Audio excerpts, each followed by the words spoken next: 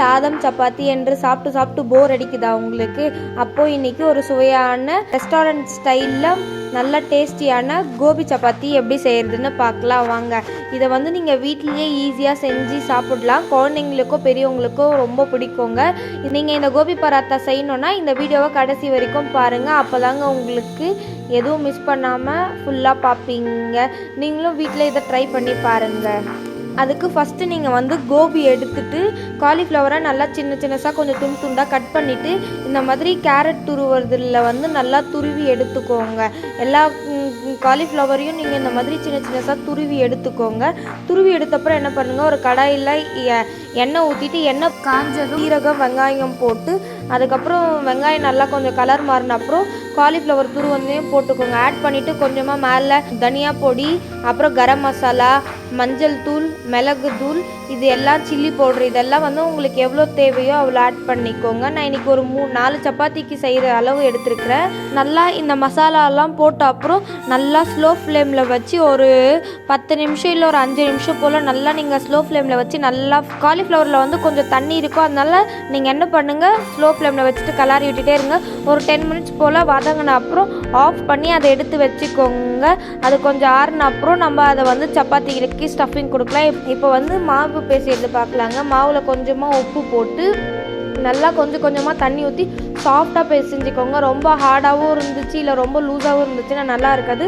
நல்லா மீடியமாக சாஃப்டாக கொஞ்சம் கொஞ்சமாக தண்ணி ஊற்றி நல்லா பிசைஞ்சிக்கோங்க. இல்லைனா வந்து நீங்கள் அது உள்ளே வந்து ஃபில்லிங்ஸ் வைக்கும் போது உங்களுக்கு சப்பாத்தி தேய்க்கும் போது வெளியில் எல்லாம் வந்துடும்.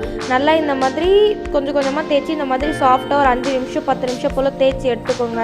இப்போ என்ன பண்ணுங்கள், ஒரு சப்பாத்திக்கு தேவையான அளவு எடுத்துட்டு நல்லா கையிலேயே நீங்கள் தேய்ச்சிட்டோம் அது உள்ள ஃபில்லிங்ஸ் வைக்கலாம். நான் வந்து இன்றைக்கி கையிலேயே கொஞ்சம் கொஞ்சமாக ஆட்டால் டிப் பண்ணி எடுத்துக்கோங்க. ஃபஸ்ட்டு நீங்கள் மாவை எடுத்துட்டு நான் இன்றைக்கி கையிலே வந்து இந்த மாதிரி இது பண்ணிக்கோங்க.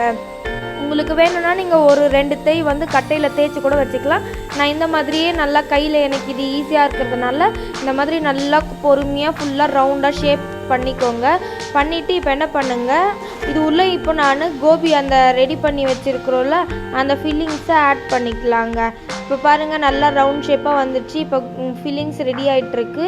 இந்த ஃபில்லிங்ஸ் எடுத்து இப்போ இது உள்ளே நல்லா கொஞ்சமாக ஆட் பண்ணிவிட்டு நல்லா இப்போ என்ன பண்ணுங்கள், கொஞ்சமாக ஆட் பண்ணிக்கோங்க. நிறைய ஆட் பண்ணிங்கனாலும் உங்களுக்கு வந்து வெளியில் வந்துடும். 4 எட்ஜஸுமே நல்லா சேர்த்து கொஞ்சம் கொஞ்சமாக உள்ளே இந்த மாதிரி கட்டை வரலால் அதை உள்ள ஸ்டஃபிங் அழுத்திட்டு இந்த மாதிரி கொஞ்சம் கொஞ்சமாக அப்படியே நல்லா ரவுண்ட் ஷேப்புக்கு மாற்றிக்கோங்க. இங்கே பாருங்கள் இந்த மாதிரி நல்லா ஒரு கோல் ஷேப் பண்ணிவிட்டு ரவுண்ட் ஷேப்புக்கு நல்லா அழுத்திக்கோங்க. மேலே உங்களுக்கு எக்ஸஸாக இருந்துச்சுன்னா எடுத்துக்கோங்க, கரெக்டாக இருந்துச்சுன்னா இதுலேயே நீங்கள் தேய்ச்சிக்கோங்க. இங்கே பாருங்கள் இப்போ நல்லா இந்த மாதிரி கையில் அழுத்திட்டு அவ்வளோதாங்க, ரொம்ப அழுத்தாதீங்க, வெளியில் வந்துடும் ஃபில்லிங்ஸும். அழுத்திட்டு இப்போ அப்படியே நார்மலாக சப்பாத்தி தேய்க்கிற மாதிரி ரொம்ப போட்டு அழுத்தி தேய்ச்சிடாதீங்க, பொறுமையாக தேய்ங்க. 4 பக்கம் தேய்ச்சிட்டிங்கன்னா கொஞ்சம் ரவுண்ட் ஷேப் வந்து ரொம்ப மெலிசாகவும் தேய்க்க முடியாது. தேய்ச்சிட்டு தவா சூடு ஏறினதும் 2 பக்கமும் திருப்பி போட்டு கொஞ்சம் நல்லா இந்த மாதிரி ப்ரௌன் ஆனோடனே நல்லா ஓரத்தில் நெய் தடவிக்கோங்க. ஏன்னா நடுவில் தடவுனிங்கன்னா நீங்கள் ஓரத்தில் போகாது, ஓரத்தில் தடவுனிங்கனாவே நடுவிலலாம் நெய் வந்துடும். நல்லா இங்கே பாருங்கள் பார்க்கும் போது எவ்வளோ டேஸ்டியாக சாஃப்டாக இருக்குது.